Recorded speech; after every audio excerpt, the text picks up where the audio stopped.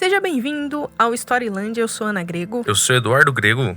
Você conhece a Terra-média? Nárnia, Mordor, Asgard, Hogwarts, Avalon? Pois é, se você gosta de universos fantásticos, hoje nós vamos falar sobre o universo de Exória. Mas primeiro... Se você está nos ouvindo aí pelo Spotify ou pelo Deezer ou nos acompanhando pelo YouTube, não esquece de se inscrever no nosso canal.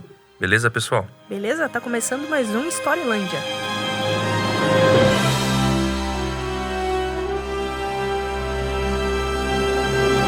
O nosso convidado de hoje é amante de desenho e pintura desde a infância e também é apaixonado por games, é fã de Warcraft, RPG, animes, livros, filmes e séries com universos fantásticos. Eu também.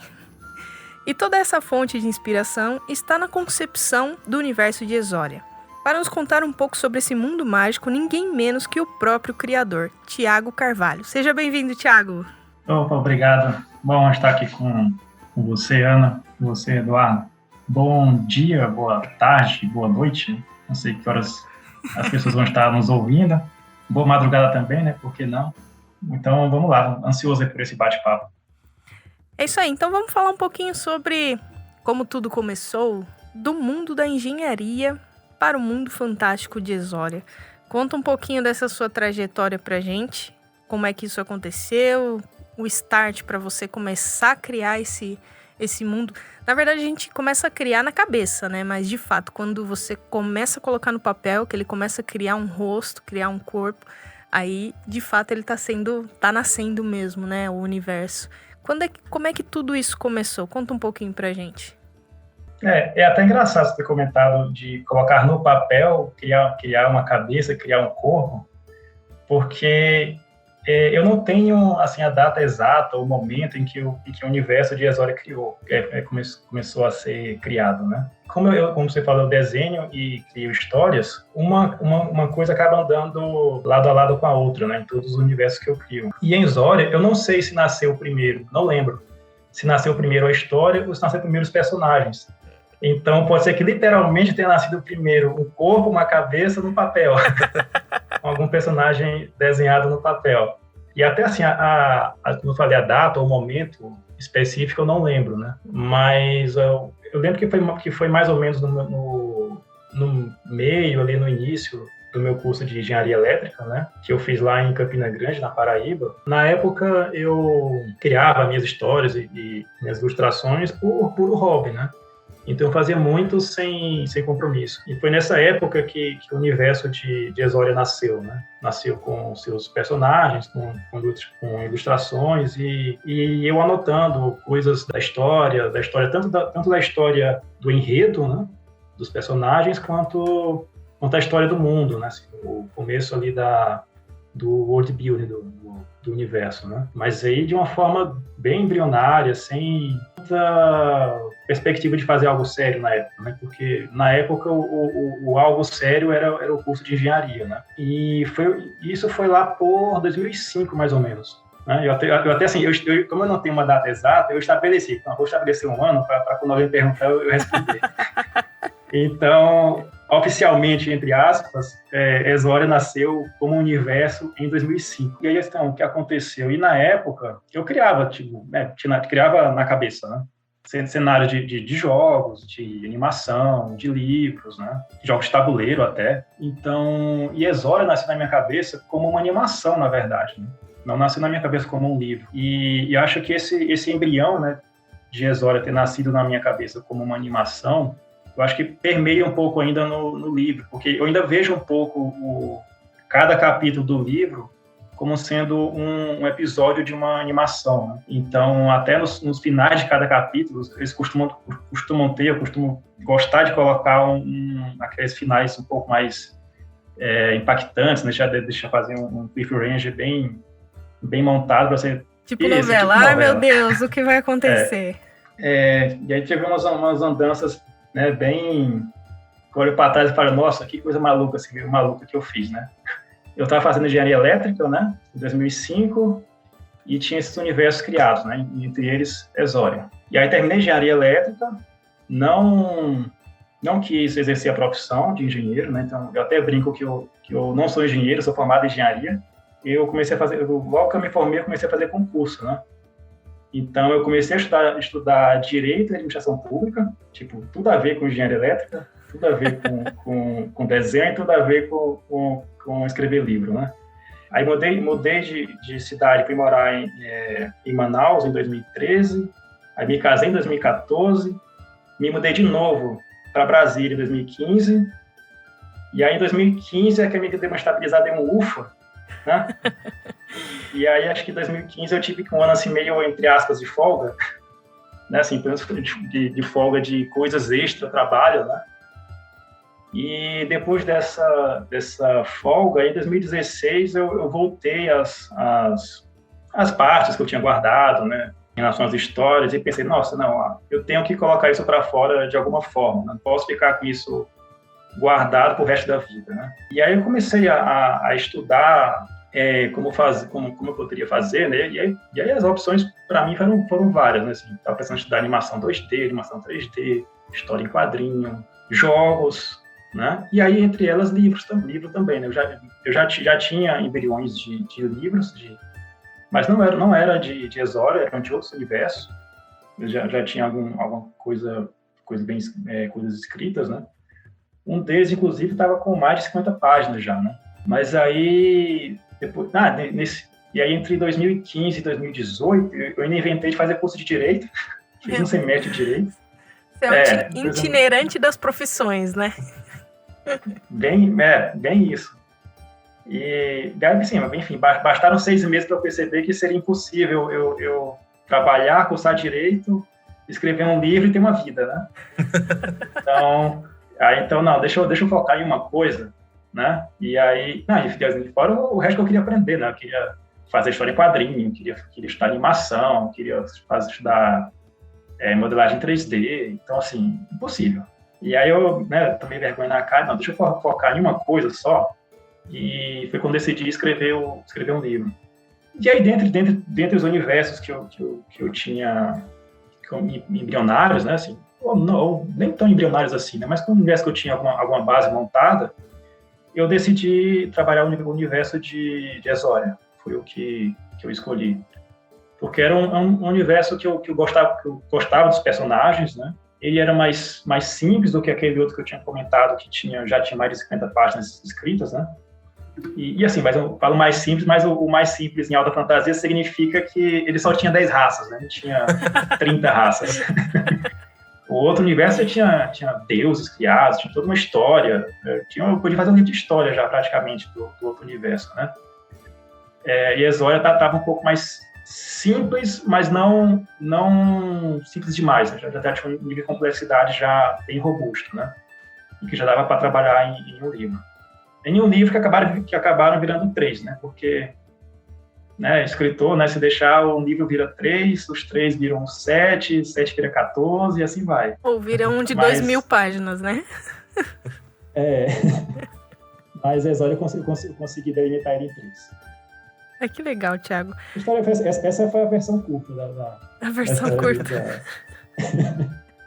Mas dentro de tudo isso, de toda essa andança, de tudo isso que você falou, ainda tem o universo do desenho, da ilustração, né? A gente não entrou muito nesse assunto. Ele veio antes, né, dos universos, pelo que você me falou, né? Essa paixão pelo desenho. Veio antes, eu diria até bem antes, né? Porque as minhas memórias mais antigas da minha vida são de quando eu tinha 3 e 4 anos, né? E nessas memórias eu já estou desenhando.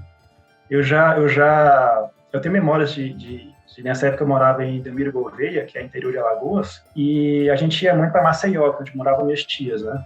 Fim de semana, né? Tipo, não era tão longe, né? De fim de semana, feriado, etc. E eu tenho lembranças de mim na casa da minha tia, deitar no chão e desenhando E aí era sempre as séries, os animes da época. E aí na minha época era Cybercops, era Jiraiya, Giban, Voltron, Voltron foi a minha primeira paixão. Já dá para denunciar a idade, né? Porque eu assisti o Voltron, não esse da Netflix, mas o primeiro lá. Inclusive, eu fiquei muito feliz quando a Netflix lançou o Voltron e eu assisti por nostalgia. Nossa, meu filho é apaixonado por Voltron. Eu não sabia que tinha uma versão antiga, então não faço ideia da sua idade. Então fique tranquilo. Mas o Giban, ele entrega também. O Giban é verdade. Jiraiya. Não, mas o Jiraiya também assistia. O Jiraiya também assistia. Eu também. Mas pra não falar que eu sou tão velho assim, eu sou da geração mesmo de Cavaleiros do Zodíaco. De Cavaleiros do Zodíaco é que foi de fato assim, a minha infância mesmo, né? Então, estamos no mesmo barco. Assistimos na Manchete também, TV Manchete? Sim, claro. Eita, né? Ficamos esperando anos e anos por aquela continuação da saga do Santuário, né? E até aproveitando a deixa do Cavaleiro do Zodíaco, foi em Cavaleiro do Zodíaco, que foi uma febre assim, sensacional na época, né? Foi. E foi nessa época que eu me descobri realmente como desenhista, né? Porque e aí o pessoal que estudou comigo lá em Teresina já me via como desenhista, falava, pedia para desenhar, levava desenho para eles, mostrava os desenhos que eu fazia, né? Então, assim, nessa época é que eu comecei a me ver como desenhista mesmo. E aí, nessa época, eu fiz um curso de pintura, ainda criança. E aí, daí para frente, né?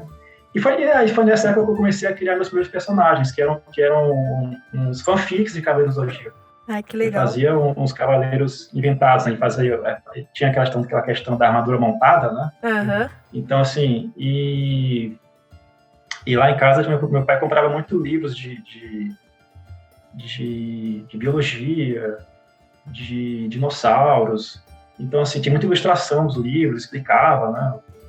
Então, eu pegava as ilustrações, fazia a armadura montada de algum animal que eu achava interessante, e aí depois montava o animal a armadura montada montava no personagem, né? E assim eu fui criando os meus personagens de Cavaleiros do Zodíaco.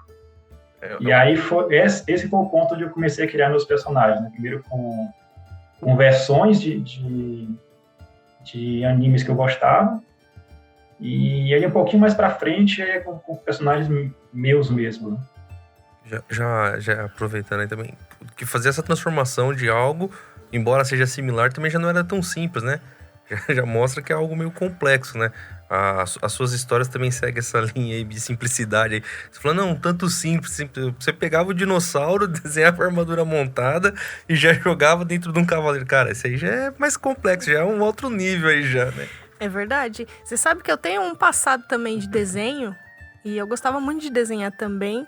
Aí foi passando o tempo, eu não tinha que escolher, né? Ou você faz isso ou faz aquilo, e acabei deixando o desenho um pouco de lado. Mas eu não era de criar, né? Eu gostava de replicar. Então eu via alguma coisa pequena e eu fazia grande, né? Então chegou uma hora que as folhas já não cabiam os desenhos, então eu fui para as paredes. Então chegou uma época na minha adolescência que as paredes do meu quarto tinham de Titanic a Homem-Aranha, Smallville, tinha tudo isso enorme, em tamanho grande, porque eu gostava disso. Mas aí é uma coisa que o tempo foi passando, mas assim, eu sempre fui de replicar, não de criar igual você, mas é apaixonante mesmo essa questão do desenho, da perspectiva, do design, né? E até, eu já vi o contrário. Eu nunca gostei de replicar. Eu replicava muito pouco. Eu sempre gostei de criar. Isso, assim, na verdade, isso até foi um defeito meu, para ser sincero, porque, assim, tem um lado bom, né, de você querer estar sempre criando e não ficar replicando, mas você aprende muito replicando também. E agora, quando eu voltei a estudar ilustração, estudar pintura digital agora, né, não mais pintura tradicional, eu comecei a pegar gosto por usar referências, né? Você falou pra gente já de algumas referências, mas você tem autores, livros, por exemplo, o RPG. Quais foram as suas referências, assim, para moldar o seu estilo? Eu acho que autores, eu não diria para moldar o meu estilo, porque, pelo menos, não o estilo de escrita, né? Mas talvez o estilo de criação de universo, né, que seria o Tolkien, que na alta fantasia, cara, não tem muito como fugir do Tolkien, né? Do Tolkien, que é um clássico, né? Tem um caso interessante que é o do Rick Riordan. Quando eu li o Percy Jackson, não foi um livro que eu gostei muito. Né? Eu sou meio crítico com as coisas, sabe? Então, até não foi uma leitura que eu gostei muito, mas por outro lado foi uma leitura que me deu uma luz, porque antes dele eu tentava escrever de uma forma mais rebuscada, me importava muito com a forma que eu escrevia, né? E eu li o livro dele e achei ele tão simples, sabe? Assim, tão direto e fazendo sucesso. Eu olhei assim para ele e falei, não, olha, eu posso fazer isso. Então, aí depois dele eu comecei a focar mais nos personagens, focar mais no enredo, focar mais no universo e menos na escrita, né? E hoje, assim, até quando eu vou escrever, a minha primeira escrita, o primeiro rascunho, normalmente é muito, muito direto, assim, entendeu? Eu tento escrever da forma mais direta possível, focando na história, e aí depois, quando eu vou relendo, e aí que eu vou prestando mais atenção na forma como foi escrito, para tentar deixar a escrita mais elegante.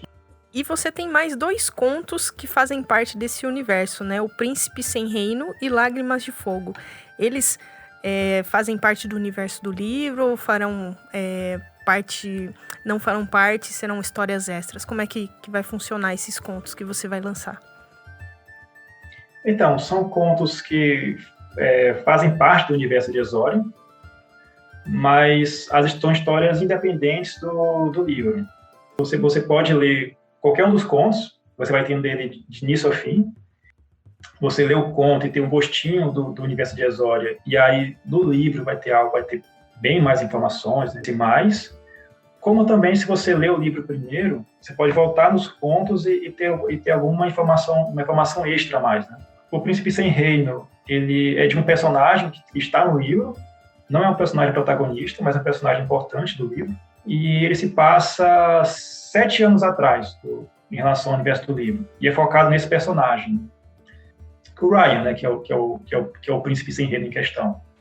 Algumas coisas que são colocadas sobre ele no livro vão ser explicadas no conto, né? Então, se você tiver curiosidade, pode ler o conto depois, né? Ou, se ler o conto primeiro, quando o Ryan aparecer no livro, você vai ter mais noção de quem é aquele personagem. E já Lágrimas de Fogo se passa 123 anos antes do universo de Exória. Já é um acontecimento, e pelo tempo, né, não tem nenhum personagem do livro no conto. Mas é um evento muito importante que aconteceu no universo, então eu resolvi contar nesse conto, e é um conto baseado numa raça que eu achei que não ficou tão bem mostrada em Exória, né? Que foi a raça dos Engs, que é uma raça criada por mim. Então, eu achei que merecia um conto para ter um pouco mais deles no universo. Então vamos entrar agora de vez nesse universo de Exória e vamos falar sobre os Caçadores de Exória, que é o título do seu livro. Conta um pouquinho da história pra gente, da sinopse, o seu processo de criação, os personagens. Fala um pouquinho pra gente. Então, vamos começar então pelo título do livro, né? Caçadores de Exória. Quem seriam esses Caçadores de Exória? Exória é um universo, como dá para chamar de planeta, né? Um universo à parte da Terra, né? E é um universo que está assolado por portais dimensionais, então tem monstros vindos de outros universos invadindo Exória de forma aleatória, né? Os combatentes desses monstros invasores, que são chamados de monstros exilados, são os caçadores de Exória, que caçam eles ao redor do mundo para tentar manter um equilíbrio, manter uma paz, uma ordem. Então, são uma ordem assim, muito, muito bem organizada, sediada no castelo de Asgaroth. Então, que é um local onde eles são treinados, então, e tem toda uma hierarquia de caçadores, né? Você tem os alunos, os caçadores iniciantes, mestres de elite. Em Exória, o castelo de Asgaroth parece um colégio, mas é um colégio militar, porque eles não apenas estudam, né? Eles estudam e treinam, então tem muito treino físico, treino de combate, treinos reais, eles treinam com monstros. Isso tudo que eu falei foi em relação a Exória, mas a Terra existe no livro, e a história começa na Terra, na verdade. Os protagonistas da saga são 4 humanos, quatro jovens humanos entre 14 e 17 anos, que acidentalmente são transportados para Exória por se depararem com um portal dimensional na Terra. Então, esses 4 humanos são transportados para Exória, cada um dos 4 em locais diferentes. Tá? Então, eles vão ter impressões diferentes de Exória, vão passar por experiências diferentes e tem características diferentes, eles tinham vidas diferentes na Terra, então eles vão ter, ao chegarem em Exória, aspirações diferentes. Né? Então, nesse aspecto, né, na questão de ter a passagem de humanos passando a viver no mundo fantástico, os mais velhos vão se lembrar de Caverna do Dragão, os menos velhos ou os mais novos vão se lembrar de Nárnia. Né? Eu tava pensando em Nárnia agora. Não que eu não lembre de Caverna do Dragão, tá aqui no meu copo, aqui me acompanhando. Mas eu tava se falando aí, eu tava lembrando de Nárnia. E jovens passando da Terra para o mundo fantástico, eu acho que essas são as 2 grandes referências, né? Mas aí o diferencial é que os 4 não estarão necessariamente buscando a mesma coisa, né? Então, assim, não é aquela história de caímos no universo fantástico, agora como é que vamos fazer para voltar para a Terra? Não vai ser bem assim. E para o leitor, o que eles podem esperar de Os Caçadores de Exória? Qual a experiência da leitura? O que você acha? O que você quer falar para eles? Primeiro, muita aventura, muita magia, personagens muito cativantes. Eu já li e reli o livro várias vezes, né? Porque você tem que ler, reler, rascunho, revisão 1, 2, 3, 4, revisão ortográfica.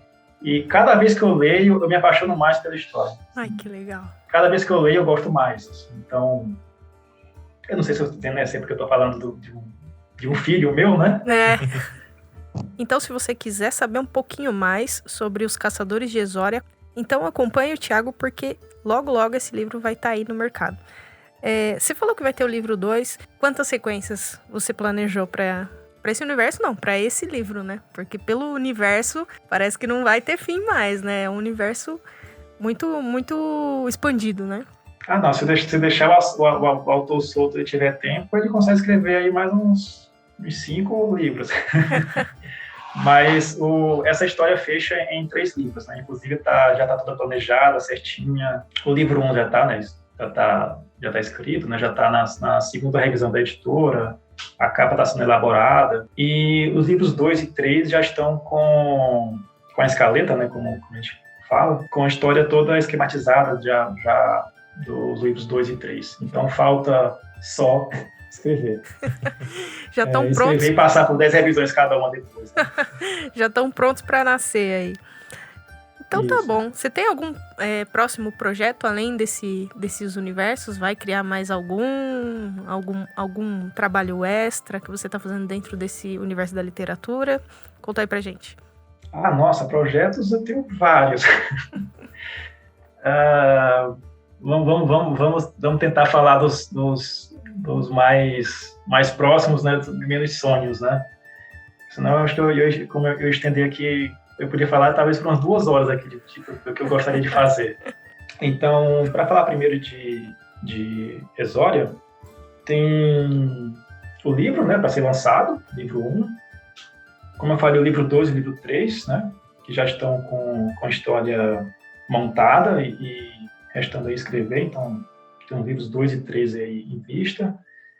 E além dos 2 contos, né, que já estão prontos, que é o Príncipe Sem Reino e Lágrimas de Fogo, eu quero lançar 2 contos entre cada livro, né? Pelo menos 2 contos entre cada livro. Olha, só vou dar um mini spoiler do bem. Acho que não dá para chamar de mini, não sei se dá para chamar de mini spoiler, na verdade, porque vai estar na minha biografia do livro, vai estar essa informação. Mas foi algo que não foi falado ainda. Um dos protagonistas é desenhista. Ele desenha. Assim como eu, era um jovem de 15 anos que gosta de desenhar. Então, no livro vai ter ilustrações desse protagonista. No interior do livro vão ter ilustrações minhas, assinadas pelo personagem, exato. E além disso, tem são ilustrações que eu quero fazer do universo de Exória para ir colocando no meu perfil no Instagram, né? Para ajudar na divulgação. Você falou do Instagram, onde que os leitores podem te encontrar? Instagram, site? Onde encontrar o Thiago Carvalho na internet? É difícil para mim ter muitas redes sociais, né? Então, aqui eu cuido de verdade, então você pode me encontrar no Instagram, Thiago Carvalho, o Thiago sem H, Thiago Carvalho, _arte, _criações. Então, aí lá você vai ter algumas ilustrações de Exória, vai ter ilustrações de outros universos meus, vai ter informações sobre contos que eu lancei de outros, de antologias, de outras histórias, né? E o que mais aí tiver por vir, que, se Deus quiser, espero que tenha muita coisa por vir aí. Que legal. Então, a gente vai ficando por aqui, Thiago. Foi muito legal o papo, mas tem que acabar. Conversa boa, vai rápido. Então, boa sorte nos seus lançamentos e eu particularmente adoro alta fantasia. Então, com certeza, vou ser uma leitora sua. Com certeza. Absoluta. Eu já vou seguir lá sigo o Thiago ainda no Instagram. Já vou começar a sapear já essa parte aí das artes aí, que eu também sou apaixonado por ver essa parte de desenho de alta fantasia aí também. Legal, Thiago. Muito obrigado pela sua participação. E sempre que você for lançar alguma coisa, pode falar com a gente, que você volta aqui para falar sobre seus novos lançamentos. Beleza? Beleza. Eu que agradeço aqui a oportunidade, o convite. E com certeza aí espero voltar com novos lançamentos e voltar aqui novamente falar com vocês, que o papo foi muito bom, né? De fato. Então, a gente vai ficando por aqui. Até a próxima, pessoal. Até mais, pessoal.